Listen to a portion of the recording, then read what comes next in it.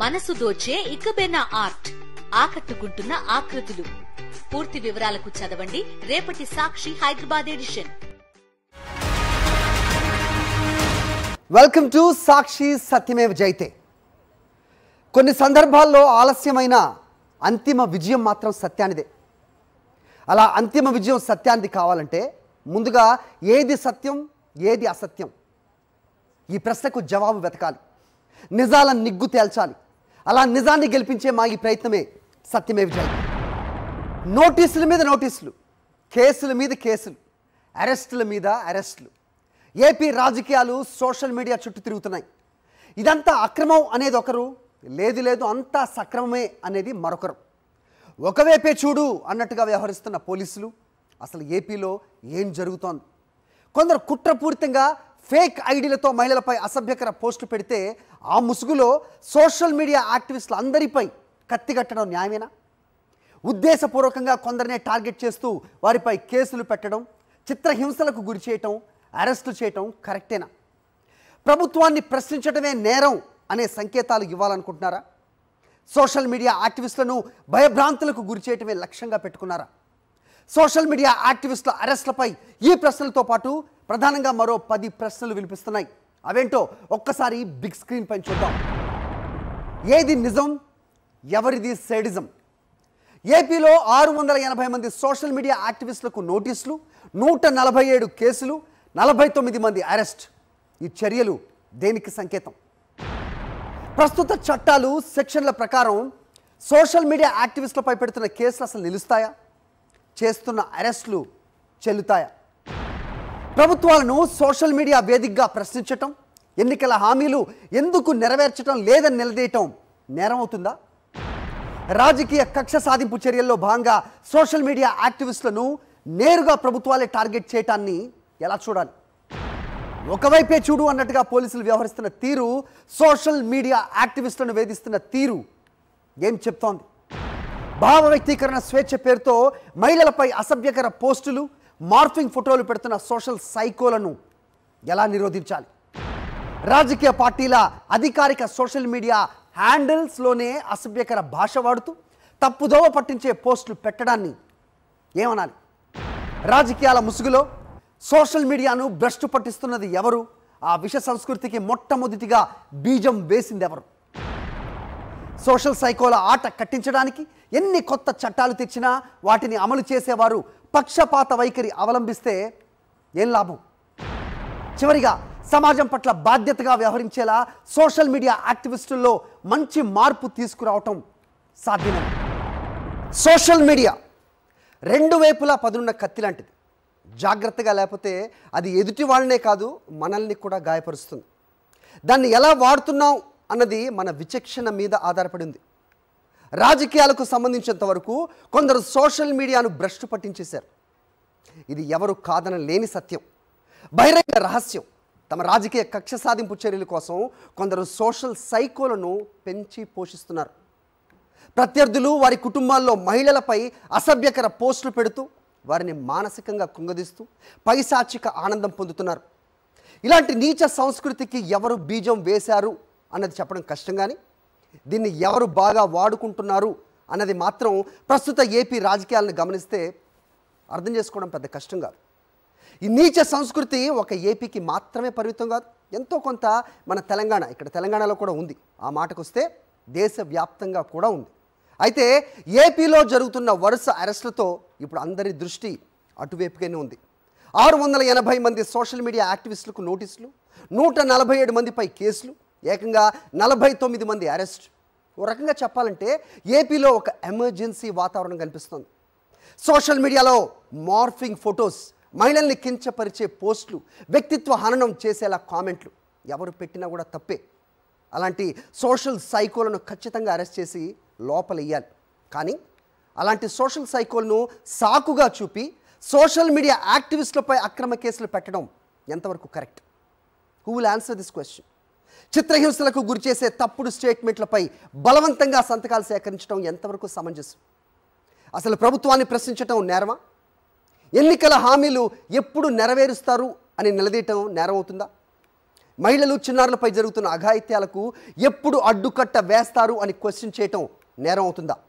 ప్రభుత్వ వైఫల్యాలను, అవినీతి, అరాచకాలను ఎండగట్టడం నేరం అవుతుందా? ఒక పొలిటికల్ ఎజెండాతో సోషల్ మీడియా యాక్టివిస్టులను టార్గెట్ చేయటం సబబేనా? సోషల్ సైకోల విషయంలో పోలీసులు ఒకవైపే చూడు అన్నట్టుగా వ్యవహరిస్తున్నారా? అసలు సోషల్ మీడియా యాక్టివిస్టులపై పోలీసులు పెడుతున్న కేసులు, చేస్తున్న అరెస్టులు చెల్లుతాయా? ఈ అక్రమ అరెస్టుల ఉద్దేశం తాము అధికారంలో ఉన్నంత కాలం ఏ ఒక్కరూ తమను ప్రశ్నించకూడదు అనేదానికి సంకేతమా? ఇదే అంశంపైన ఇవాల్టి మన సత్యమేవ జయతే.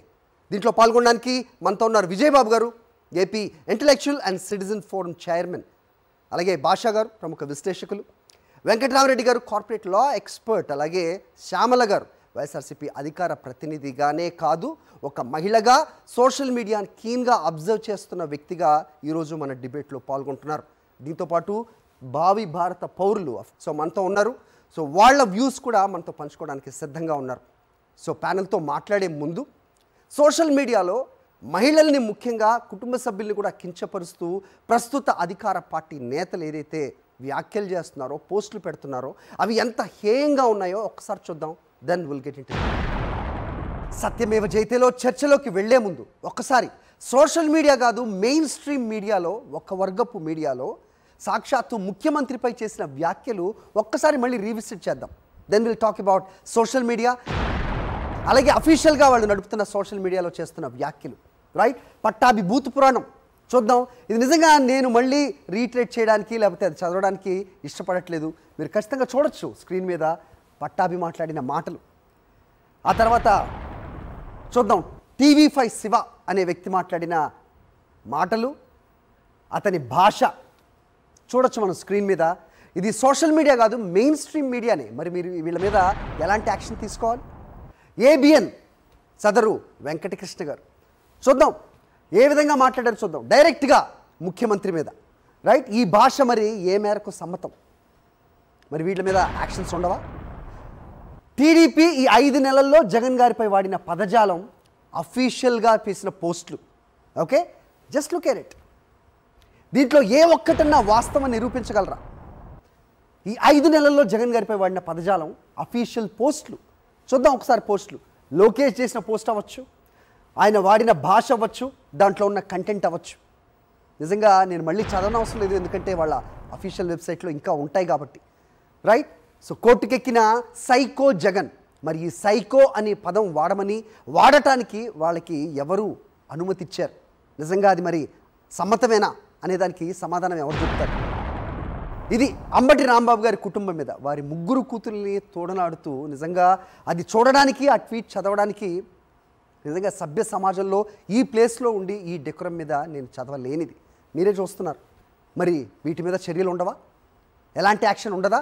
అరెస్టులు ఉండవా? రైట్, ఇవాళ సత్యమేవ జయతేలో చర్చిద్దాం. సోషల్ మీడియాపై మోపుతున్న ఉక్కుపాదం కేవలం ఒక వర్గం మీదేనా, లేకపోతే సమాంతరంగా ఉంటుందా? న్యాయం జరుగుతుందా? Will discuss about. విజయబాబు గారు, ఇంట్రడక్షన్ కొంచెం పెద్దదే, బట్ డెఫినెట్గా అవసరం. మన దేశం ధర్మభూమి, కర్మభూమి, వేదభూమి అని చెప్పని అంటారు. అంటే మోరోవర్ ఇప్పుడు చాలామంది అసలు ధర్మం గురించి మాట్లాడుతున్నారు.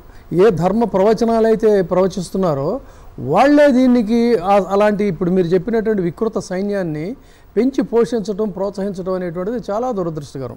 ఎత్ర నారేస్తు పూజ్యంతే రమంతే తత్ర దేవతాః, ఎత్రైతాతు నిరస్యంతే తత శ్రీరపగచ్చతి అని చెప్పని, ఎక్కడైతే స్త్రీలు పూజించబడతారో అక్కడ ధర్మం వర్ధిల్లుతుంది. ఎక్కడైతే స్త్రీలు నిరసనకు గురవుతారో పాజిటివ్ వైబ్స్ అనేటువంటి ఉండవు.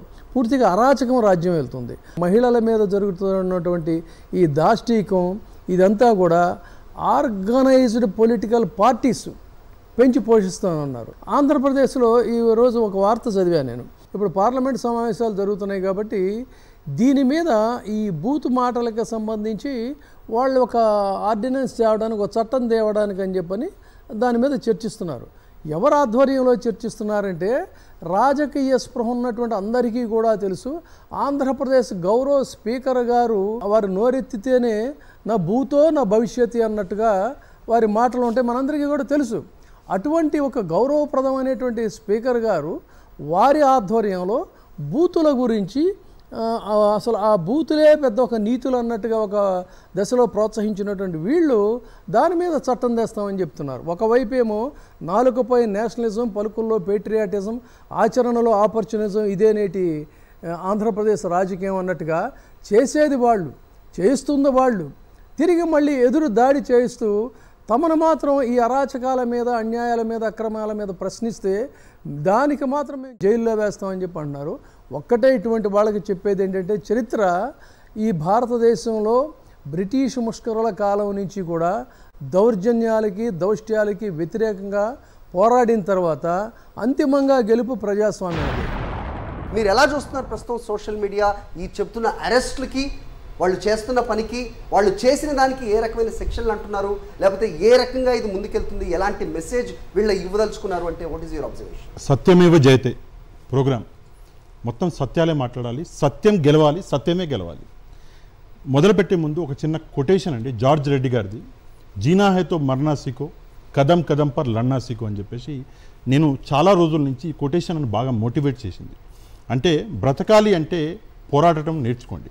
మనము పోరాటం అన్నది మనము ఇప్పుడు మొదలు పెట్టాలి, కొత్త పోరాటం. ఎందుకంటే ఇప్పుడు ఒక కొత్త కుట్ర మొదలైంది.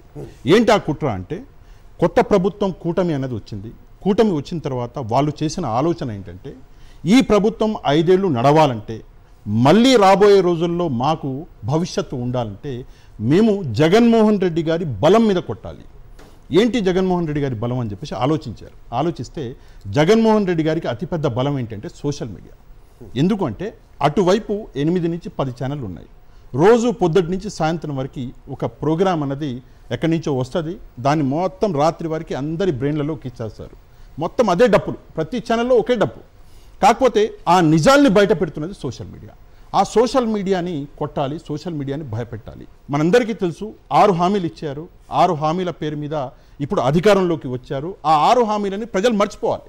ఏం చేయాలి అంటే టాపిక్ డైవర్ట్ చేయాలి. రెండోది, మనకి అసెంబ్లీ సెషన్ స్టార్ట్ అయింది. అందులో ప్రజలు ప్రశ్నిస్తారు. దాన్ని కూడా ఒక డైవర్జన్లో ఇప్పుడు మీరు కూడా అబ్జర్వ్ చేస్తే గత 10-12 రోజుల నుంచి సోషల్ మీడియా మీద ఎక్కువ మాట్లాడతారు. That is called diversion. అంటే ప్రజలందరినీ ఇటు మొత్తం దోచుకుపోతాం, ప్రజలకి మాటలు ఇచ్చి మాట తప్పుతాము, ప్రజలు ప్రశ్నించకూడదు అని చెప్పేసి వేరే ఇంకొక సినిమా చూపించే ప్రయత్నం అనేది. తాడేపల్లిలో పీవీఆర్ ఐకాన్ కాంప్లెక్స్ 3వ ఫ్లోర్లో పెట్టుకుని ప్రభుత్వ జీతంతో అందరూ దానిలో నియమించుకుని ఇలాగ బూతులు తిడుతూ అంటే ఏంటంటే ప్రతిపక్ష పార్టీ యొక్క మనోధైర్యాన్ని రోడ్డు మీదకి వచ్చే పోలీసుల నోట్లోంచి రాజకీయం. ఎస్, ఇవన్నీ చూస్తే ఈ రోజున్న పరిస్థితుల్లో అరబ్ దేశాల్లో అయితే రోడ్డు మధ్యలో, ఊరు మధ్యలో రాళ్ళ గుంజ కట్టేసి రాళ్లతో కొట్టి చంపేసే శిక్ష విధిస్తారు. అంత అసహ్యకరమైన భాష ప్రయోగం చేయడం జరిగింది వీళ్ళు. ఇక్కడ అసభ్యకరమైన భాష ఎవరు మాట్లాడినా తప్పే. బట్ పోలీస్ దుస్తులు వేసుకొని వేరే కంట్రీ లాస్ గురించి మాట్లాడాలంటే అంతకు ముందు జరిగిన అరాచకాలు లేకపోతే పెట్టిన పోస్టులు వాటన్ని గురించి మాట్లాడడానికి మరి వీళ్ళ నోళ్ళు ఏమైనాయి అనే క్వశ్చన్కి ఆన్సర్ ఏంటి? పోలీసు వ్యవస్థ అంటే నాకు చాలా గౌరవం. ఎందుకంటే కష్టపడి పోలీసు వాళ్ళు అవుతారు, కరెక్ట్, ఒక ప్యాషన్ తోటి వస్తారు.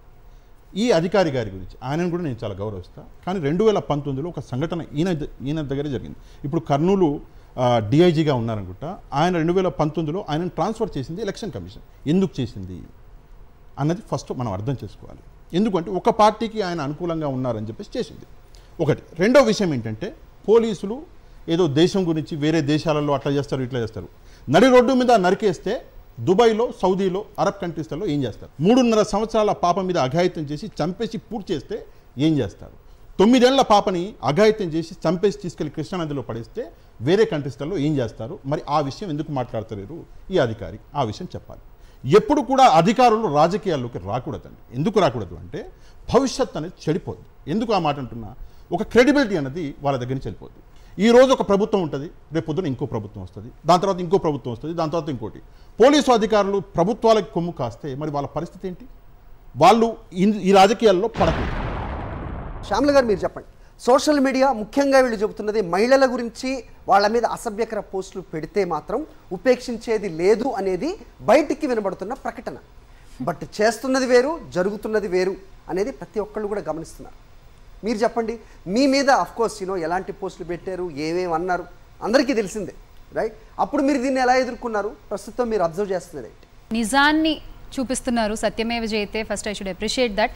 సో అందులో భాగంగా ఈరోజు నేను అలాగే మాట్లాడాలి, కానీ నిజాలను ఎవరు మార్చలేరు కాబట్టి నేను కొన్ని పేర్లు తీసుకోవాల్సి వస్తుంది వాళ్ళు ఇక్కడ, విత్ యువర్ పర్మిషన్. అనివార్యం ఉన్నప్పుడు ఖచ్చితంగా మాట్లాడాల్సిన అవసరం కూడా ఉంటుంది. ఎగ్జాక్ట్లీ. మీరు అన్నారు పాయింట్, మహిళలపై ఇలా తప్పుడుగా పోస్టులు పెడితే వాళ్ళని అరెస్ట్ చేయాలి అని. మరి అలాంటప్పుడు ఆ అన్న పెద్ద మనుషులు వైఎస్ఆర్ కాంగ్రెస్ పార్టీ మహిళా నేతలపై అసభ్యకరమైన పోస్టులు పెట్టిన వాళ్ళని అరెస్ట్ చేశారా? ఒకవేళ మీరు అన్నది మాటే కదా, ముందు అక్కడి నుంచి మొదలు పెట్టుకుందాం. మా మహిళా నేతలపై చేసిన అసభ్యకరమైన పోస్టులు పెట్టిన వాళ్ళని అఫీషియల్ హ్యాండిల్స్తో సహా మేము చూపించాం. మీరు ఏం యాక్షన్ తీసుకున్నారు వాళ్ళ మీద? వాళ్ళ మీద ఎటువంటి యాక్షన్స్ తీసుకోలేదు. వాళ్ళ వైఖరి అలా ఉంటుంది, చెప్పేది ఒకటి చేసేది ఒకటి.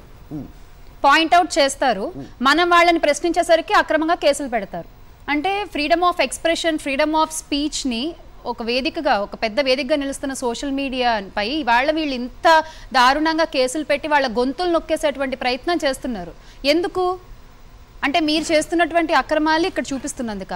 వీళ్ళు ఎంత టాలెంటెడ్ అంటే వాళ్ళే ఒక ఫేక్ న్యూస్ క్రియేట్ చేస్తారు, వాళ్ళే వాళ్ళ సోషల్ మీడియా ద్వారా ఆ ఫేక్ న్యూస్ ని స్ప్రెడ్ చేస్తారు, మళ్ళీ వాళ్ళే ఎగ్జాక్ట్లీ చేస్తూ వాళ్ళే ఎండ్ ఆఫ్ ద డే కి ఒక కన్క్లూజన్ ఇచ్చేస్తారు. సో అంటే ఒక అబద్ధాన్ని ఎంత బాగా రుద్దుతారంటే దాంట్లో వాళ్ళు ప్రోస్ అన్నమాట. సో అలాంటి వాళ్ళని ముందు అరెస్ట్ చేయాలి నిజంగా, అరెస్టుల గురించి మాట్లాడుకుంటే. కానీ ఈ రోజున వాళ్ళు చేస్తున్నది ఏంటి? 147 మందిపై అక్రమంగా కేసులు పెట్టారు. ఎందుకు పెట్టారు? ఇంకో విషయం ఏంటంటే, మచ్చుమారి బాలిక అఘాయిత్యం జరిగినప్పుడు అతని నిందితుడు ఎవరో ఈ రోజు వరకు పట్టుకోలే. కానీ అదే ఏరియాలో, అదే నంద్యాల జిల్లాలో ఒక ఫార్వర్డ్ పోస్ట్, సోషల్ మీడియాలో ఒక పోస్ట్ ఫార్వర్డ్ చేశారని చెప్పి ఆ అబ్బాయిని మేఘాల మీద పోలీసులు అరెస్ట్ చేశారు. అంటే మీ పోలీసులకు పనిచేయడం వచ్చు. దేని మీద అఘాయిత్యం చేసిన వాళ్ళ మీద అంత యాక్టివ్ గా ఉండట్లేదు, కానీ ఆ పోస్ట్ ఇలా జరిగింది అని చెప్పడం తప్పు. అలాగే తూర్పుగోదావరి జిల్లాలో నర్సరీలో పనిచేసేందుకు వలస కార్మికులు మహిళలు వస్తున్నారు. వాళ్లపై జరిగేటువంటి అఘాయిత్యాల మీద పోలీస్ కంప్లైంట్ ఇస్తే దాన్ని పట్టించుకునే నాదుడు లేడు. కానీ ఒక ఫార్వర్డ్ పోస్ట్ లేదా వీళ్ళ కూటమికి వ్యతిరేకంగా ఒక పోస్ట్ పెట్టినందుకు ఇమ్మీడియట్ గా విత్ ఇన్ అవర్స్ ఆ అబ్బాయిని తీసుకెళ్లి అరెస్ట్ చేశారు. ఈ రోజు చాలా సీరియస్ గా ఉన్నారు కదా డిప్యూటీ సీఎం పవన్ కళ్యాణ్ గారు మాట్లాడుతూ, నేను హోమ్ మినిస్ట్రీ తీసుకోనా అంటూ కూడా ఆయన చాలా గట్టిగా మాట్లాడారు. ఆ దిశగా ఏమైనా అడుగులు పడుతున్నాయి? ఆయనని ఫస్ట్ వచ్చిన ఇన్ని నెలల్లో 30,000 మంది అమ్మాయిలు మిస్ అయ్యారు అన్నారు కదా, అందులో ఒక్క అమ్మాయినైనా వెనక్కి తీసుకొచ్చారా? Straight question honourable deputy CM గారికి. మహిళలకు అండగా ఉంటాను, మహిళల్ని ఒక్క మాట అన్నా అసలు నేను ఒప్పుకోను, ఒక మాట పండివని అంటారు కదా. మరి నేను ఒక మహిళనే, మరి నా మీద ఇంత జరుగుతున్నప్పుడు అన్నయ్య పవన్ కళ్యాణ్ గారు ఎక్కడికి వెళ్ళిపోయారు మీరు? ఏం లేదే, వాళ్ళని ఆయన కంట్రోల్లో పెట్టుకుంటే చాలా బాగుంటుంది. ఆయన కంట్రోల్లో పెట్టకుండా, ఆయన ఒక మాట చెప్పకుండా వదిలేశారు. మీ ఇష్టం, మీరు రెచ్చిపోండి అన్నట్టు. వాళ్ళు రెచ్చిపోతున్నారు. కానీ కేసులు ఎవరికి పడుతున్నాయి? నిజాలు మాట్లాడే వాళ్ళ మీద కేసులు పడుతున్నాయి. నిజాలు మాట్లాడే వాళ్ళు మహిళలు, వృద్ధులను కూడా చూడకుండా 3rd డిగ్రీ ఉపయోగిస్తున్నారు తీసుకెళ్ళి. అది ఎంతవరకు కరెక్ట్? రైట్. సుధారాణి అనే ఒక సోషల్ మీడియా యాక్టివిస్ట్ అయితే దారుణంగా కొట్టారండి. సో మరి ఏ లాలో చెప్తుంది? వెంకటరామరెడ్డి గారే చెప్పాలి. సో మహిళల మీద ఫస్ట్ ఆఫ్ ఆల్ చట్టం ఏం చెప్తుంది? ఇలాంటి కార్యక్రమాలు జరిగినప్పుడు డే టైంలో యూనిఫామ్లో వెళ్ళి వాళ్ళని అదుపులోకి తీసుకోవాలి. నో గివింగ్ 41A, ఆ తర్వాత విచారించాలి. కానీ అది ఏమీ ఇక్కడ జరగట్లేదు. అర్ధరాత్రి తీసుకెళ్తారు, 4-5 రోజులు వాళ్ళు ఎక్కడికి తీసుకెళ్తున్నారో కూడా తెలియదు. ఆ తర్వాత అర్ధరాత్రే మళ్ళీ జడ్జి ముందు ప్రవేశపెడతారు, ఆ తర్వాత రిమాండ్కి తీసుకెళ్తారు.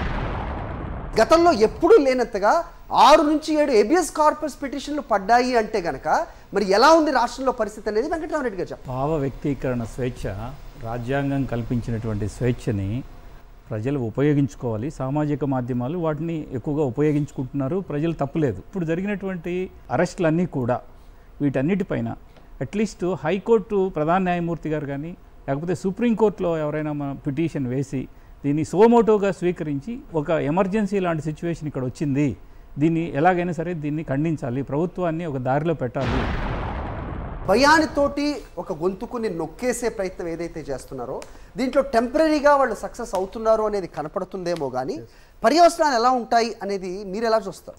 ఈ రోజున మనకు పవర్ ఉంది కదా అని చెప్పని కేవలం డెఫినెట్గా మీరు అనుకుంటున్నట్టుగా వీళ్ళందరూ కూడా అల్పజీవులే. నా సబ్మిషన్ ఏంటంటే ఎప్పుడూ కూడా నేర వ్యవస్థలో నేరాల్ని నిరోధించాలి కానీ నేరస్తుల్ని నిర్మూలించడం కాదు. నేరస్తులకి ఫస్ట్ అండ్ ఫార్మోస్ట్ ఏంటంటే నేరస్తులకి కులం ఉండదు, నేరస్తులకి మతం ఉండదు, నేరస్తులకి రాజకీయ పార్టీ ఉండదు, నేర ప్రవృత్తి అనేది వాళ్ళకు ఉంటుంది. ఇప్పుడు మన ఇంట్లో మన ఫ్యామిలీ హెడ్ కిందవాడు తప్పు చేస్తే అరే జాగ్రత్త అని చెప్తాడు, కానీ వీడినేమో సపోర్ట్ చేసుకుంటా పక్కింట్లో వాడిని మందలించడం అనేది అంతవరకు లాజిక్. ఏ సైతాన్ని అయితే మీరు ప్రాణం పోసి మీరు ఆహ్వానిస్తారో అంతిమంగా ఈ ఫ్రాంకెన్‌స్టైన్ మిమ్మల్నే కబళిస్తుంది. ఒకసారి వాళ్ళని పైకి లేపారు, నేర ప్రవృత్తి వాళ్ళలో పూర్తిగా ఇంజెక్ట్ చేసి మీరు ఫలానా వాళ్ళని తిట్టండి మీకేం పర్వాలేదు నేను ఉన్నాను అన్నాడు. రేపొద్దున వీళ్ళు ఏమవుతారంటే తిట్టి అంతిమంగా మరి మా సంగతి ఏంటని చెప్పి చివరికి వీళ్ళ మీదే తిరగబడే పరిస్థితి వస్తుంది. ఇది చరిత్ర చెబుతున్నటువంటి సత్యం. మీరు పొలిటికల్గా అయితే యాక్షన్ తీసుకుంటారు, పొలిటికల్గా లేకపోతే యాక్షన్ తీసుకోరా? సోషల్ మీడియా నుంచి మా స్టూడెంట్స్ కానీ ఎంత పెద్దోళ్ళకి కానీ ఒక పార్టీకి ఓట్ వేయాలంటే, ఒక పర్సన్ని డిసైడ్ చేయాలంటే our source is social media. కానీ ఎవరైతే జర్నలిస్ట్ ఫేర్గా ప్రైవేట్ ఛానల్స్ పెట్టుకొని ట్రూ ఇన్ఫర్మేషన్ ఇస్తున్నారో వాళ్ళని అరెస్ట్ చేయడం అనేది అంటే ఇండియాలో ఆర్టికల్ 19 అనేది ఇంప్లిమెంట్ ప్రాపర్ అవ్వట్లేనే. Very valid point sir. ఇదివరకు మనం నిజంగా సార్ అంటే సాక్షి గురించే మాట్లాడాలంటే కనుక సాక్షి పత్రిక ఎందుకు వచ్చిందంటే అప్పటి వరకు వాళ్ళు ఏది చెబితే అదే వార్త అని ఒక వర్గం మీడియా, అప్పుడు వర్గం లేదు, మొత్తం వాళ్లే పూర్తిగా ఉన్నప్పుడు కాయిన్కి అవతల వైపు నాణ్యానికి ఇంకో వైపు ఎలా ఉండాలి, ఏం జరుగుతుంది అనేది చూపించడానికి వచ్చిన సాక్షి ఒక ఎత్తు అయితే దాని మీద ఎన్నిసార్లు సప్రెస్ చేసే ప్రయత్నాలు జరిగినాయి అనేది అందరికీ తెలిసిందే. మనిషి అన్నట్టుగా ఒక ప్రైవేట్ మీడియాని ఒక సోషల్ మీడియా ప్లాట్ఫామ్గా అది ఏర్పరచుకుని ప్రభుత్వాన్ని ప్రశ్నిస్తుంటే వాళ్ళని కూడా ఇదే కోవలోకి, నేను ఇంతకుముందు శ్యామల గారితో చెప్పాను, మహిళలు అనే ఒక ఏదైతే తీసుకొచ్చారో దాంట్లోకి ప్రభుత్వాన్ని ప్రశ్నిస్తున్న వాళ్ళని కూడా ఇదే కోవలో పెట్టి లోపల దోసే ప్రయత్నం. సో ఇదేంటంటే ఒక రకంగా అసలు ప్రశ్నించకూడదు, హామీలు ఏదన్నా అవి అమలు చేయకపోయినా ఎలాంటిది క్వశ్చన్ చేయాల్సిన అంటే ఆ ధైర్యం కూడా చేయడానికి కూడా ఎవరు ముందుకు రాకూడదు అనేది ప్రస్తుతం మెసేజ్గా కనిపిస్తుంది. అంటే వాళ్ళు ఒక తీర్పు ఇచ్చేసుకున్నారు, మమ్మల్ని ఎవరైతే క్వశ్చన్ చేస్తారో వాళ్ళని మేము అరెస్ట్ చేసేస్తాము. సో ఆ భయం వల్ల మిగతా వాళ్ళు నోరెత్తకుండా ఉంటారు. సో ప్రజాస్వామ్యానికి ప్రశ్నించే హక్కు లేదు అని ఒక తీర్పుని వాళ్ళు ఇండైరెక్ట్గా చెప్పేస్తున్నారు ఈరోజు. మీరు మొత్తం ఒక పార్టీకి సంబంధించిన సోషల్ మీడియాని టార్గెట్ చేసి ఈ రోజు తీసుకెళ్లి జైల్లో పడేసి, మీరు పార్టీకి అఫిలియేటెడ్ గా ఉన్నారు ఏదైనా పార్టీకి? మీరు ఏ పార్టీకి లేను సార్, ఏ పార్టీకి ఓకే అఫిలియేటెడ్ గా లేను, కానీ నేను సత్యం వైపు ఉన్నాను, ధర్మం వైపు ఉన్నాను. ఒక ఉదాహరణ చెప్తా సార్, అంటే నిన్న గురువు గారు చెప్పారు 111 BNS సెక్షన్ ఏదైతే ఉందో దాని ప్రకారం ఆర్గనైజ్డ్ క్రైమ్ చేయాలి, చేస్తేనే అది శిక్షార్హం, ఆర్గనైజ్డ్ క్రైమ్. నేను ఒక ఉదాహరణ ఒక పేరుతో చెప్తా, ఎంత పెద్ద కుట్ర జరుగుతుంది, కుట్రను అర్థం చేసుకోవడానికి ప్రయత్నించండి. వర్రా రవీందర్ రెడ్డి అని చెప్పేసి ఒక వ్యక్తిని అరెస్ట్ చేశారు. ఆ వ్యక్తికి వైసీపీ పార్టీకి ఏం సంబంధం ఉందో నాకు తెలియదు, అది మీరే చెప్పాలి, సంబంధం ఏం లేదు. సరే అరెస్ట్ చేశారు, తీసుకెళ్లారు. తీసుకెళ్లిన తర్వాత ఆయన మీద ఆ సెక్షన్ పెట్టి అది ఆర్గనైజ్డ్ క్రైమ్గా చూపించాలి. ఎందుకంటే అరెస్ట్ చేశారు, ఎప్పుడు ఫ్రైడే చేశారు, 24 గంటల్లో కోర్టు ముందర ప్రొడ్యూస్ చేయాలి, చేయలేదు. ఫ్రైడే కొట్టారు, సాటర్డే కొట్టారు, సండే కొట్టారు, మండే కొట్టి మండే అర్ధరాత్రి 1:30 గంటలకి తీసుకొచ్చి మెజిస్ట్రేట్ గారి దగ్గర నిలబెట్టారు. ఇప్పుడు ఏంటి విషయం అంటే ఇప్పుడు అరెస్ట్ అయితే చేశారు, అది ఆర్గనైజ్డ్ క్రైమ్ అని ఎట్లా ప్రూవ్ చేయాలి అని చెప్పేసి వీళ్ళందరూ అప్పుడు ఆలోచించడం మొదలుపెట్టారు. సరే ఏం చేయాలి అని చెప్పేసి ఏం చేశారు అంటే ఆయన దగ్గర నుంచి ఒక స్టేట్మెంట్ తీసుకున్నామని చెప్పేసి it is an organised crime అని చెప్పేసి మమ్మల్ని అందరినీ లాగారు. కొన్ని ఫొటోస్ చూపించలేను, ఎందుకంటే వైసీపీ మహిళా నాయకురాళ్ళ ఫొటోస్ చూపించలేను, ముఖ్యంగా జగన్మోహన్ రెడ్డి గారి కుటుంబ సభ్యుల ఫోటోలు చూపించలేను.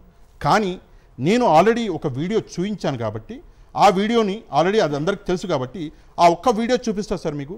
నేను కడప DIG గారిని, విజయవాడ CP గారిని, DGP గారిని నేను ఒక సామాన్యుడిగా నేను ప్రశ్నిస్తున్నా, అర్థిస్తున్నా. సార్ వీళ్ళని ఏం చేద్దాం సార్, దయచేసి సమాధానం చెప్పండి, ఎందుకు కాపాడుతున్నారు? ఎందుకంటే ఇది రాజకీయం. ఈ రాజకీయం మీ మెడకి ఎప్పుడు చుట్టుకుంటుంది అంటే, నిన్న పవన్ కళ్యాణ్ గారు శాసనసభలో మాట్లాడుకుంటూ ఏదో చట్టం తీసుకొస్తున్నాం అని చెప్పాడు. చట్టం తీసుకురండి సార్, మీరు 5 సంవత్సరాల తర్వాత ఆ చట్టం మీకు ఎట్లా బిగుచుకుంటుందో అది కూడా ఆలోచించండి. మీరు ఒక పార్టీ ఇక్కడ ఉండిపోదు, ఒక పార్టీ మొత్తం పాలించదు, చీకటి పడితే తెల్లారుతుంది సార్. రేపు పొద్దున తెల్లారిన తర్వాత మళ్ళీ వైసీపీ అధికారంలోకి వచ్చిన తర్వాత ఈ చట్టం మిమ్మల్ని చుట్టుకోదా? మీరు కారాగారానికి వెళ్ళక తప్పదు కదా. పవన్ కళ్యాణ్ గారి కుటుంబం గురించి మాట్లాడుతున్నారు, నిజంగా నేను వాళ్ళందరినీ శిక్షించాలి, అందులో ఎట్లాంటి సందేహం లేదు. కానీ మేడం మహిళ కదా, పవన్ కళ్యాణ్ గారి మాట సార్ డైమండ్ రాణి ఎవరు సార్? ఆ డైమండ్ రాణి ఎవరు సార్? ఆ డైమండ్ రాణి ఒక సిట్టింగ్ మినిస్టర్. అప్పుడు ఆ డైమండ్ రాణి మీ తోటి ఏమంటారు ఒక యాక్ట్రెస్గా పనిచేశారు ఆమె, షీఈ్ ఎ రెస్పెక్టెడ్ లేడీ. మీరు పట్టుకునే డైమండ్ రాణి అన్నప్పుడు మీ కుటుంబం గురించి అనరా? ఆ స్పేస్ మీరు ఇచ్చారు, తప్పు చేసింది మీరు. నోటికి వచ్చినట్టు మాట్లాడి. ఇప్పుడు ఇంకొక చిన్న పాలిటిక్స్ నేను అబ్జర్వ్ చేస్తున్నాను కొన్ని రోజుల నుంచి, I may be wrong. Pawan Kalyan garu Jaganmohan Reddy గారిని కావాలని రెచ్చగొడుతున్నారు. కానీ జగన్మోహన్ రెడ్డి గారు ఎక్కడ పవన్ కళ్యాణ్ గారు పట్టించుకోవట్లేడు. ఆయన మాట్లాడితే ఆయన ఇచ్చినటువంటి హామీల గురించి, చంద్రబాబు నాయుడు గారు చేస్తున్నటువంటి మోసం గురించి మాట్లాడుతున్నాడు. కానీ ఈయనేమో మాటి మాటికి రెచ్చగొడుతున్నాడు. కానీ ఈయనేమో పట్టించుకోవట్లేడు.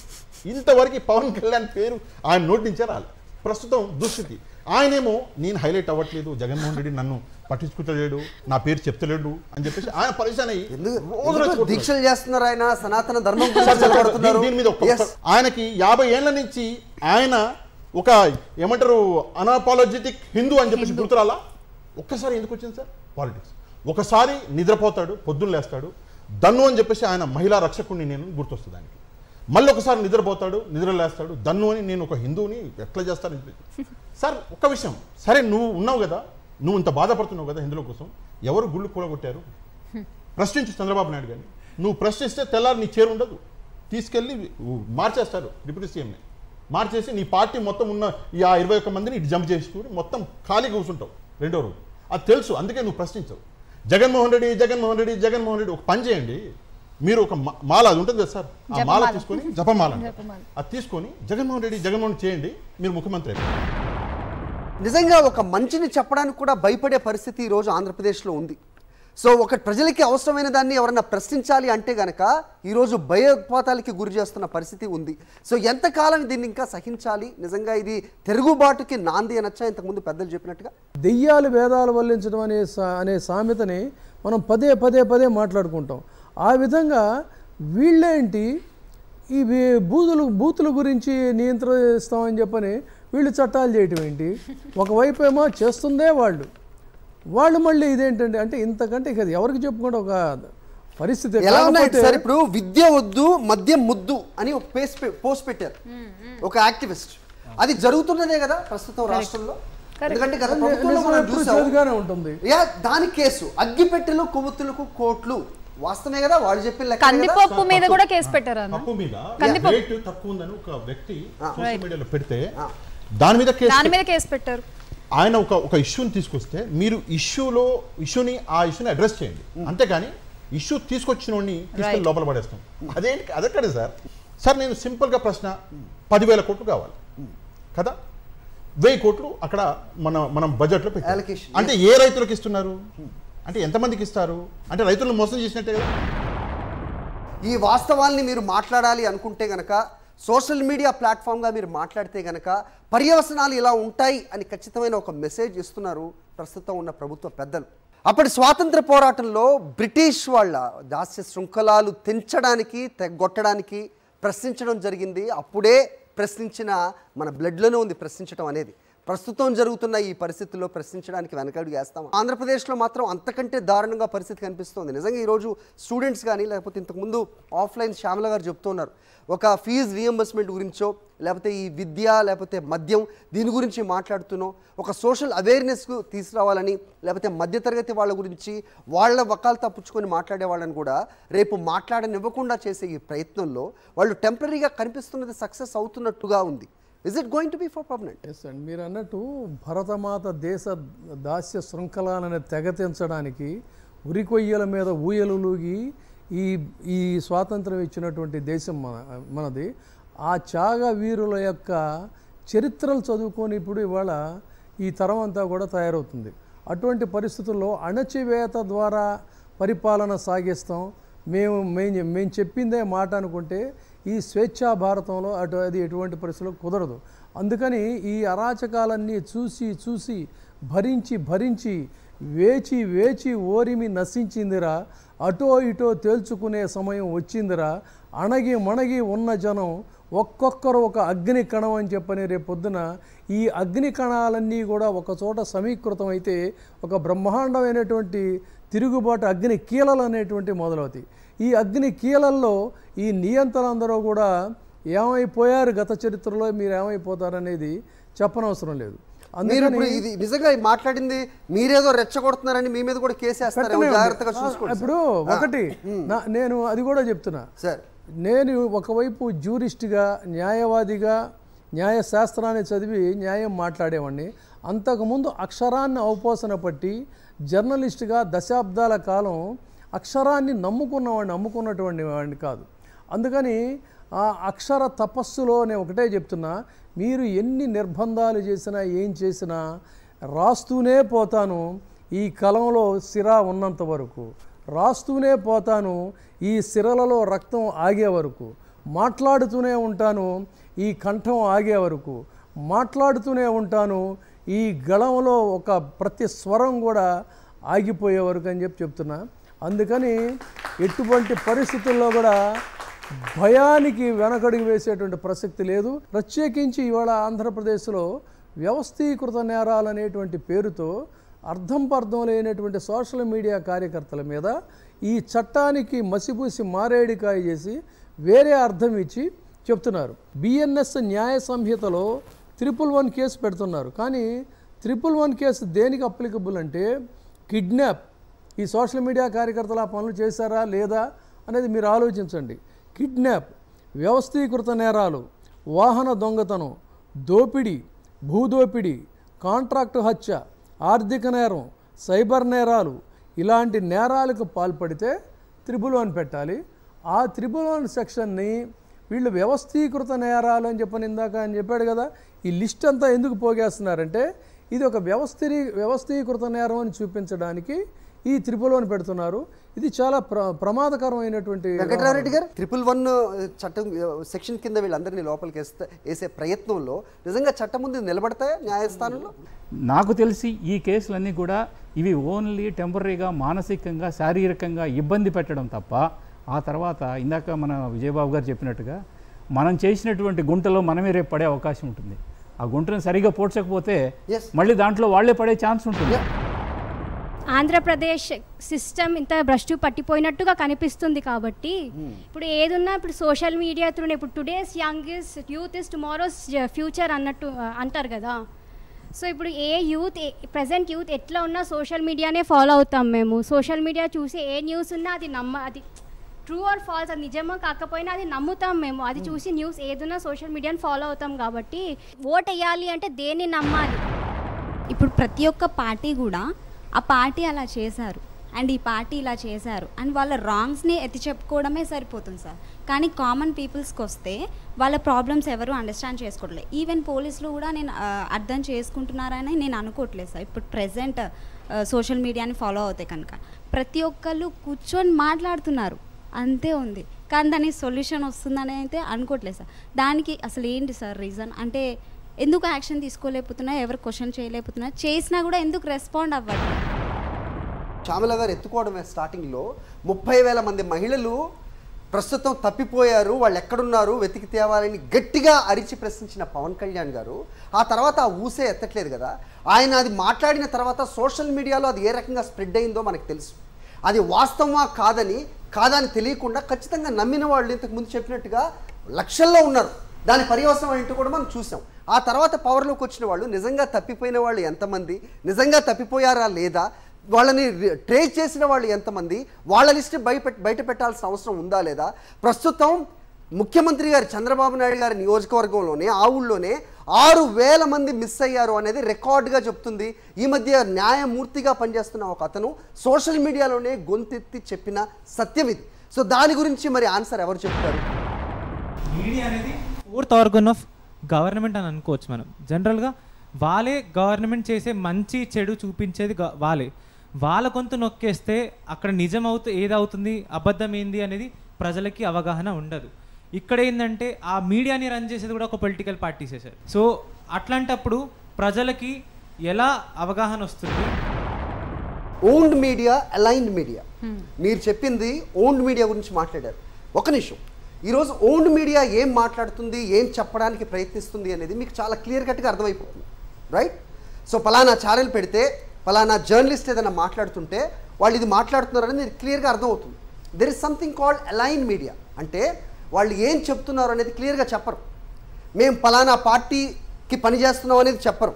కానీ వాళ్ళు చెప్పదలుచుకున్నది ఆ పార్టీకో లేకపోతే ఒక వ్యక్తికో ఒక వ్యవస్థకో వాళ్ళకి ఫేవరబుల్గా చెప్పడం, మీకు ఇంజెక్ట్ చేయడం అనేది చేస్తూ ఉంటారు. అది చాలా ప్రమాదకరం.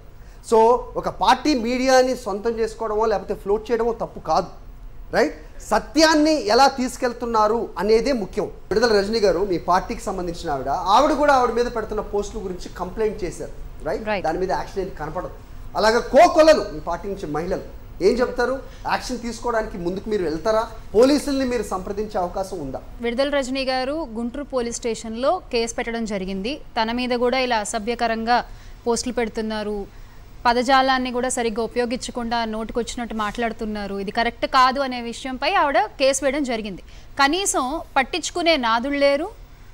20 days అయినా కూడా ఎలాంటి యాక్షన్ తీసుకోలేదు. అడిగితే ఏమైందని రెస్పాన్స్ కూడా లేదు అక్కడ నుంచి. సో మరి ఎవరికి పనిచేస్తున్నారు పోలీసులు అనేది అర్థం కావట్లేదు. అండ్ ఇప్పుడు మీరు అన్నారు ఓన్డ్ మీడియా, అలైన్డ్ మీడియా అని.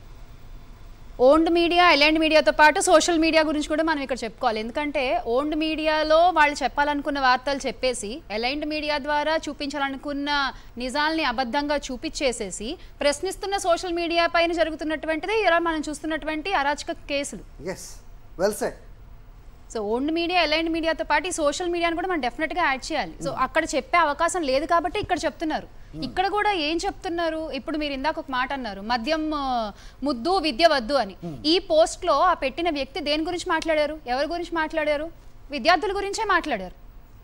అలాగే అమ్మకు నీళ్ళు నాన్నకు ఫుల్లు అని ఎవరైనా ఒక పోస్ట్ పెట్టారు అంటే అది ఎందుకు పెట్టారు? మీరు ఇస్తానన్న తల్లికి వందనం ఏవైంది అని ప్రశ్నిస్తూ పెట్టిన పోస్ట్ అది. ఫీ రియంబర్స్మెంట్ ఇస్తానన్నారు, ఇవ్వలేదు. దాని గురించి పోస్ట్ చేసిన వ్యక్తిని అరెస్ట్ చేస్తున్నారు తప్ప అక్కడ ఆ పోస్ట్ పెట్టింది ఎవరి కోసం? అంతవరకు ఎందుకు? ధరలు ఎక్కువగా ఉన్నాయనేది కూడా చెప్పకూడదు, అస్సలు నోరెత్తకూడదు. అలాగే రైతులకి ఏటా 20,000 రూపాయలు ఇస్తాము అని చెప్పేసి హామీలు ఇచ్చారు, అది ఇవ్వలేదు. మీరు ఇవాళ ఏమిటి అని ప్రశ్నిస్తున్నందుకు ఆ యాక్టివిస్ట్ మీద మీరు కేసులు పెట్టి లోపలేస్తున్నారు. ఇలా ప్రశ్నిస్తున్న గ్రూప్లో ఎవరన్నా అంటే ప్రశ్నించింది మీరు నాకు తెలుసు, నేను మీ గ్రూప్లో ఉన్నాను, నన్ను కూడా పిలుస్తారంట, గ్రూప్లో ఉన్న వాళ్ళని కూడా పిలుస్తారంట, పాషా గారు మిమ్మల్ని కూడా పిలుస్తారంట, రైట్? సో ఆ గ్రూప్లో ఎవరు ఎప్పుడేం మాట్లాడతారో ఊహించేసి ఆ గ్రూప్లో ఉండకుండా జాగ్రత్తగా ఉండాలి.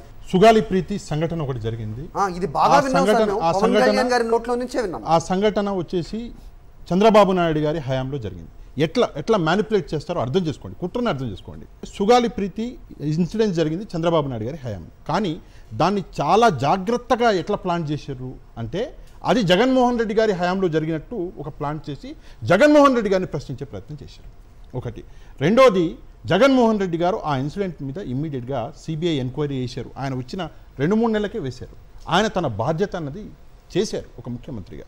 కానీ ఈయన మాట్లాడిన ప్రతిసారి పవన్ కళ్యాణ్ గారు ఎలక్షన్లకు ముందు మోసం ఎట్లా చేశారంటే 30,000 మంది అమ్మాయిలు మాయమయ్యారు, వాటికి కారణం ఎవరు అంటే వాలంటీర్స్ మీద పెట్టారు. వాలంటీర్స్ వల్ల మాయమేంద్రి అని ఒకసారి అన్నాడు, రెండోసారి ఏమన్నాడు, లేదు వాలంటీర్స్ కాదు 30,000 మంది మాయారు. కానీ ఫ్యాక్ట్స్ ఎంత ఒకసారి చెక్ చేయండి, 26,000 మంది మళ్ళీ వచ్చేసారు, పోలీసులు తీసుకొచ్చారు. మిగిలిన అసలు 29,000 మంది మాయమైంది. మిగిలిన 3,000 మంది కొంతమంది పెళ్లిళ్ళు చేసుకుని వెళ్ళిపోయిన వాళ్ళు, కొంతమంది కావాలని కుటుంబం వాళ్ళని కూడా తీసుకొస్తున్నాము అని చెప్పేసి అప్పుడు ఉన్నటువంటి పోలీసు వ్యవస్థ క్లియర్గా చెప్పడం జరిగింది. ఇది అబద్ధం అని చెప్పేసి కూడా చెప్పడం జరిగింది. కానీ ఆ అబద్ధాన్ని మారి చెప్పి ప్రజల మనసుల్లోకి 30,000 మంది మాయమయ్యారు, 30,000 ఎక్కడ మాయమయ్యారు? సరే 30,000 మంది మాయమయ్యారు కదా, మీరు వచ్చారు కదా, 6 నెలలు పూర్తిగా వస్తుంది కదా, ఎంతమందిని మళ్ళీ తీసుకొచ్చారు? ఇందాక చెప్పినట్టు కుప్పంలో దరిద్రం ఏంటంటే 6,000 మంది మహిళలు. ఎంత దారుణం అండి. మనకి ఇప్పుడు సరే మీరంటే యంగ్ స్టూడెంట్స్, మాకు పిల్లలు ఉన్నారు, మా పిల్లలు ఆడపిల్లల్ని తీసుకుని బయటకు వెళ్ళాలంటే భయపడవలసిన పరిస్థితులు ప్రస్తుతం ఆంధ్రప్రదేశ్లో ఉన్నాయి. దారుణం. 5 నెలల చిన్నారిని చూస్తే చిన్నారి ముద్దొస్తుంది, మనం మాట్లాడుతాం వెళ్ళి చాక్లెట్. 5 నెలల చిన్నారిని వదిలిపెడతలేరు, 60 ఏళ్ల ముసలమ్మని వదిలిపెడతలేరు. దరిద్రం అంతగా మారిపోతే అబద్ధం చెప్పి మహిళల కోసమే నేను పుట్టినా, మహిళల కోసమే బతుకుతున్నా, మహిళల కోసమే నేను రాజకీయాలకు వచ్చిన చెప్పిన పవన్ కళ్యాణ్ గారు ఈరోజు సుగాలి ప్రీతి వాళ్ళ తల్లిగారికి ఏం సమాధానం చెప్తారు? ఆంధ్ర రాష్ట్రంలో ఉన్న ప్రజలందరూ కూడా ఇవాళ పోస్టులు పెడుతున్న వాళ్ళని అరెస్ట్ చేయగలరేమో, కానీ ఆ పోస్టులు ఎవరి కోసం పెట్టారు? మీ కోసం పెట్టారు. రైతు కోసం పెట్టిన పోస్ట్, ఒక విద్యార్థుల కోసం పెట్టిన పోస్ట్, ఒక తల్లి కోసం పెట్టిన పోస్టు. మీరు వచ్చి మీరుగా మాట్లాడితే ఎంతమందిని అరెస్ట్ చేస్తారు వాళ్ళు? మీరు రోడ్ల మీదకి వచ్చి ఎందుకు మాట్లాడట్లేదు? మీరు ఎందుకు ప్రభుత్వాన్ని అడగట్లేదు? మీరు ఎందుకు ప్రశ్నించట్లేదు? మీరు ఓటేసినందుకు మీకు ఆ హక్కు ఉంది, డెఫినెట్గా మీరు అడగాలి. మీకు ఇచ్చిన హామీలు ఏవి అని మీరు గట్టిగా అడిగితే ఏం సమాధానం చెప్తారు? ఇది రెచ్చగొట్టడం కాదండి. ఈ రోజు రహమత్ పాషా గారు, శ్యామల గారు రెచ్చగొట్టట్లేదు. పాషా గారు రెచ్చగొట్టడం అంటే ఏంటంటే రాడ్లు తీసుకొని కర్రలు తీసుకొని బయటికి రండి, మీరు యుద్ధం చేయాలి, నేను యుద్ధానికి పిలుస్తున్నా అని సినిమా డైలాగులు కొట్టడం, రెచ్చగొట్టడం, రైట్? మీరు బయటికి రావాలి, మీరు వచ్చి కర్రలు కత్తులు తీసుకొని బయటికి రండి అంటూ టీవీ5 లాంటి ఒక ప్లాట్ఫామ్లో నుంచొని సదరు యాంకరే, విశ్లేషకులు ఎవరైతే ఉన్నారో వాళ్ళు చేసిన దాన్ని రెచ్చగొట్టడం అంటారు. ఇది కాదు. ప్రజలకి అప్పీల్ చేస్తారు. ముఖ్యమంత్రి రైట్ చంద్రబాబు నాయుడు గారు ఎలక్షన్ క్యాంపెయిన్లో రెచ్చగొడితే అప్పటి ముఖ్యమంత్రి మీద రాయేసి కొడితే ఇక్కడ తల బలిగిపోయింది జగన్మోహన్ రెడ్డి గారు. దాన్ని రెచ్చగొట్టడం అంటారు. రహమత్ పాషా గారు లేదా శ్యామల గారు రెచ్చగొడతలేరు. మీ ధర్మం ఏంటో మీకు చెప్తున్నారు. మీ కనీస ధర్మం ఓట్లు వేసారు, నమ్మించారు, సూపర్ 6 అన్నారు. ఎక్కడ లేని అలవగాని హామీలన్నీ ముందలు తీసుకొచ్చి పెట్టారు ప్రతి ఒక్కరికి. ఈరోజు రైతుకి 20,000 రూపాయలు అంటే 10,000 కోట్ల రూపాయలు ఖర్చు అవుతుంది అంటే 1,000 కోట్ల రూపాయలు తీసుకొచ్చి ముందర పెట్టిండు అంటే దాన్ని మోసం అనరా? సరే, నిరుద్యోగుల గురించి మాట్లాడుతూ ఒకటే విషయము, నిరుద్యోగులు తీసుకెళ్లి ఓట్లు వేశారు కదా, నిరుద్యోగులకి 3,000 రూపాయల నిరుద్యోగ వృత్తి ఇస్తాడు. 20 లక్షల ఉద్యోగాలు 5 సంవత్సరాల్లో అంటే 5 సంవత్సరాలలో అంటే ప్రతి సంవత్సరం 4 లక్షల ఉద్యోగాలు. 6 నెలల్లో 2 లక్షలు ఇచ్చేయాలి కదా. ఇప్పటికే ఇచ్చారా అంటే మొన్న లోకేష్ గారు నిన్న అంటున్నారు 16,000 ఉద్యోగాలు రాబోతున్నాయి. ఇవ్వాల్సింది 2 లక్షల ఉద్యోగాలు 6 నెలల్లో, సంవత్సరంలో 4 లక్షలు, 5 సంవత్సరాల్లో 20 లక్షలు, 16,000 ఉద్యోగాల గురించి మాట్లాడి ఆనందపడతారు. చంద్రబాబు నాయుడు గారు ఏదో రెచ్చగొట్టడం గురించి మాట్లాడితే ఆయన పుంగనూరులో అనుకుంటా డైరెక్ట్గా పోలీసుల్ని ఏమన్నారో, మరి పోలీసులు నిజంగా మర్చిపోయారో లేదో మనకు తెలియదు. కానీ మరి దాని మీద కేసు ఏమైంది? దాని మీద ఆయన్ని ప్రశ్నించరా? కనీసం ప్రశ్నించరా? ఎందుకంటే మొత్తం ప్రపంచం అంతా చూసింది కదా సార్, ఎలాంటి బూతు మాటలు మాట్లాడారు. ప్రభుత్వాధిపతులుగా వాళ్ళు వచ్చిన తర్వాత పోలీస్ వ్యవస్థ నిర్వీర్యం అయిపోయింది. ఇక దానిపైన పట్టించుకోరు, దానిపైన పట్టించుకునేది. అందువల్ల ఇప్పుడు వీళ్ళు కూడా ఓటర్స్లో కూడా ఒక మార్పు రావాలండి. పిల్లల చదువు కోసమో పిల్లల భవిష్యత్తు కోసం కాకుండా వాళ్ళ సారాయి కోసం ఓట్లు వేశారు సార్ వాళ్ళు. ఆ 2% 3% డిఫరెన్స్ ఉంది చూసారా? అది సారాయి ఓటు. అది సారాయికిను మందుకి తగ్గిస్తాము, రేట్లు తగ్గిస్తామంటే పడిన ఓట్లు అవి. మీ పిల్లల భవిష్యత్తును బాగు చేస్తానని వాళ్ళని పక్కన పెట్టి మీకు సారాయి తక్కువ రేటుకి ఇస్తాము, మీరు మార్నింగ్ నుంచి ఈవినింగ్ వరకు కష్టపడి వస్తారు, మీరు అలసిపోతారు, మీరు అలసిపోయి వచ్చిన తర్వాత మీరు మందు తాగాలని ఎంకరేజ్ చేసినటువంటి పార్టీలకు ఓట్లు వేశారు వీళ్ళు. ప్రజలందరూ కూడా, ఓటర్స్ అందరూ కూడా వాళ్ళు మోసం చేసుకున్నారు ఈరోజు. ఇది గ్రహించాల్సినటువంటి అవసరం ఉంది. ప్రజా ఉద్యమాలు వస్తాయి ఖచ్చితంగా. ఎంత ఫ్యూడల్ మెంటాలిటీ అంటే చంద్రబాబు నాయుడు గారిది ఎంత అత్యంత బాధాకరం అండి. ఎన్నికల ప్రచారంలో అంటే గాంధీ సూక్తులు చెప్తూ బ్రాందీలు సేవించేటువంటి వ్యవస్థ కావాలని కోరుకున్న ఆయన అన్నదేంటి, మీకు మంచి మందు ఇస్తాను బ్రదర్ అని చెప్పన్నాడు. ఆ మంచి మందుకు ఆయన అన్నట్టుగా డెఫినెట్గా వాళ్ళు టెంప్ట్ అయ్యారు. టెంప్ట్ అవ్వడం వల్ల ఏమైంది, ఎక్కడికక్కడ మత్తులో చిత్తవుతూ మత్తెక్కిన మత్తేబాల్లాగా ఇవాళ జరుగుతున్నటువంటి అరాచకాలు, అకృత్యాలు, ఆ పసికందుల్ని నలిపేయటం, ఈ దుర్మార్గాలన్నిటికీ మూల కారణం ఏంటండి? ఈ మందు, ఈ మద్యం. అంటే ప్రజల్ని మత్తులో జోకొడుతూ వీళ్ళు ఇష్టారాజ్యం కింద పెత్తనం చలాయించుకోవచ్చు అనేది.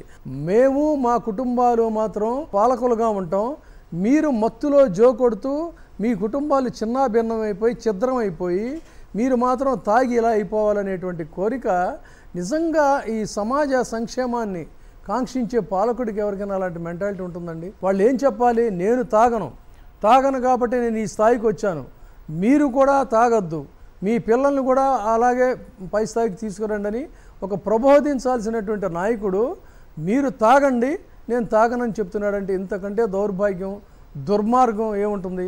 ఇది ఫ్యూడల్ మెంటాలిటీ అండి. పార్టీ వచ్చేంత వరకు they are doing for the people. ఆ తర్వాత వాళ్ళ పర్సనలైజ్డ్ అండ్ ఏంటంటే ట్రోల్ చేయడమైనా, మీమ్స్ చేయడమైనా వాళ్ళ ఫ్యామిలీ మీదకి వెళ్తుంది. Why they are going on the family. 1 to 2 hours మేము సోషల్ మీడియా మీద ఇన్వెస్ట్ చేస్తాం మా టైం. అందులో కూడా మేము చూసేదేంటో అదే మేము నిజం అనుకుంటాం. We don't know reality. దాని వెనక వెళ్ళి రీసెర్చ్ చేసేంత టైం మాకు ఉండదు. అండ్ దీనివల్ల ఏంటంటే we are not able to opt or elect or suitable leader. So right now we are in a confusion. ఎవరిని నమ్మాలి, ఎవరిని నమ్మొద్దు. ఈ కన్ఫ్యూజన్తోనే మొన్న జరిగిన ఎన్నికల ఫలితాలు మనం చూసాం. భూములు లాక్కుంటున్నారని ఎలా స్ప్రెడ్ చేశారో, మరి దాంట్లో వాస్తవం ఎంత అనేది నిజంగా మీ బోటి వాళ్ళు గ్రహించి ఉంటే ఇలా ఉండేది కాదు.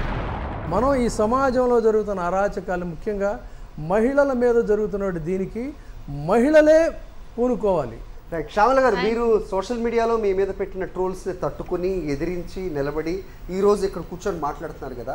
సో ఇదే స్ఫూర్తి ఈరోజు నిజంగా ప్రతి ఒక్కరికి ఆంధ్రప్రదేశ్లో రావాల్సిన అఘాయిత్యం ఏర్పడింది కదా. సో ఏం చెప్తారు? ఎలా ఉందంటే పరిస్థితి ఆంధ్రప్రదేశ్లో ఉంటున్నామా లేకపోతే ఉగ్రదేశాల్లో ఉంటున్నామా అన్నట్టుగా ఉంది వాళ్ళ పరిస్థితి చూస్తుంటే.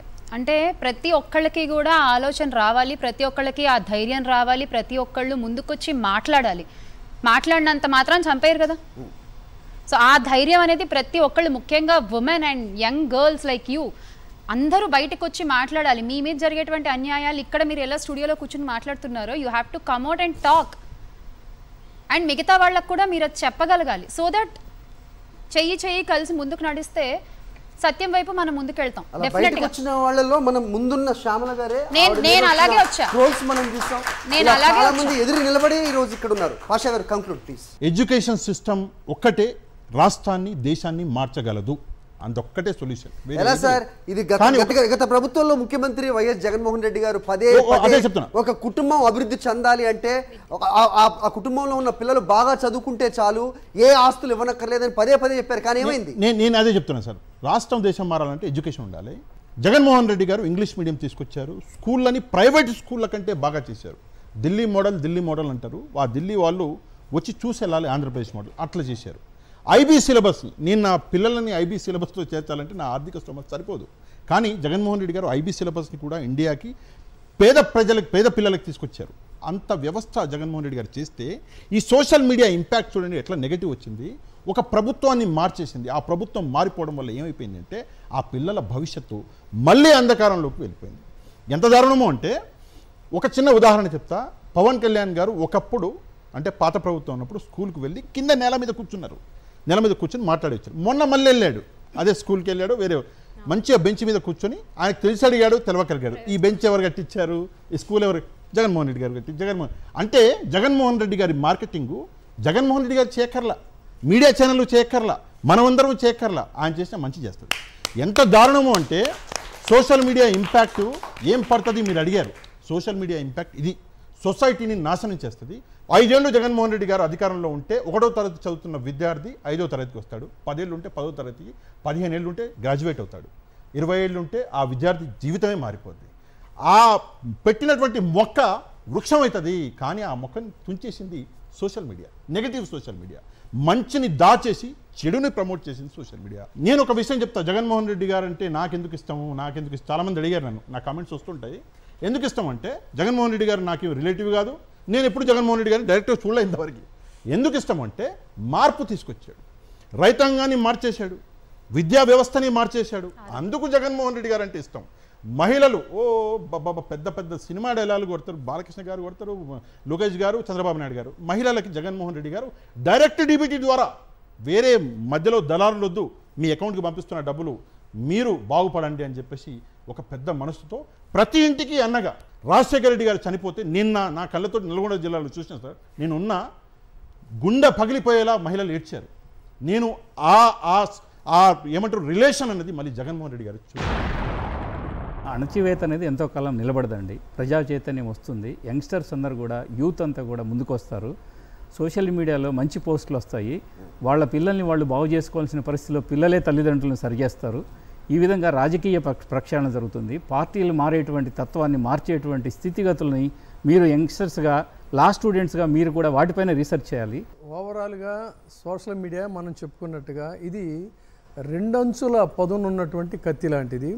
దీన్ని పాజిటివ్గా ఉపయోగించుకుంటే ఈ సమాజంలో ఒక అద్భుతమైనటువంటి చైతన్యం వస్తుంది. కాకపోతే ఏంటంటే ఇది ఒక బలవంతుల చేతుల్లోకి వెళ్ళి పాజిటివ్గా ఆలోచించే వాళ్ళని అణగదొక్కేటువంటి ఒక నియంతృత్వ పోకడలు ఇవాళ జరుగుతున్నాయి. ఈ నియంతృత్వ పోకడల మీద పోరాటం చేయాల్సిన అవసరం ఉంది. ఆ పోరాటం చేసినటువంటి క్రమంలో కొంతమందికి నష్టం కలుగుతుంది, కొంతమంది కష్టం కలుగుతుంది ఆల్రెడీ.